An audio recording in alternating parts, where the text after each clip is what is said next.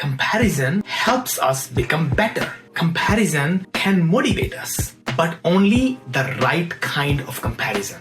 A lot of time, comparison is bad because we are comparing other people's external characteristics, their success, how they look, etc., with our own internal characteristics. That's a very unfair comparison. You must have heard how comparing yourself with other people is not a good idea. But why not? Comparison helps us become better. Comparison can motivate us, but only the right kind of comparison. And here is a framework to figure out what is the right kind of comparison. There are two axes here. You are comparing you with other people, OP, and you are comparing external aspects or the internal aspects. A lot of time, comparison is bad because we are comparing other people's external characteristics, their success, how they look, etc., with our own internal characteristics, how we are feeling, how our life is out of control, but all that is internal. And when we do the comparison of our internal with other people's external, that's a very unfair comparison. So now we get to what is a good kind of comparison. You can do two different things. Either you can get to know other people deeply, and that takes a while to have vulnerable conversations with them, get to know their internal states. How is their life? How are they feeling? How is their family? How are they holding up day to day? Are they stressed or not? And that conversation can take a long time, sometimes years, to get to know people about their real vulnerabilities, what is going on with them.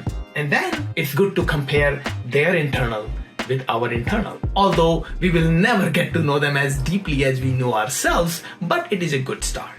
And the other way is to get to externalize our own impressions. We might feel like a mess, but what do other people think of me? For example, let's take the example of my own life. Until a couple of years ago, I always felt like an imposter.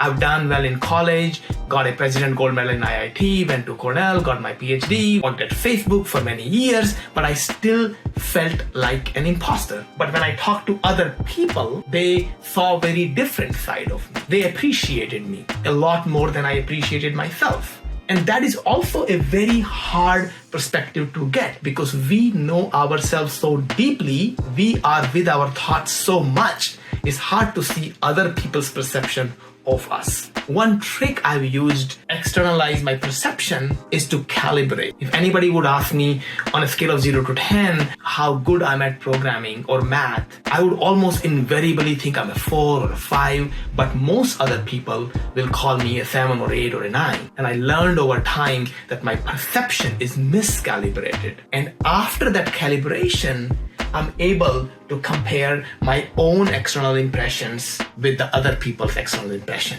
And that comparison is also more fair.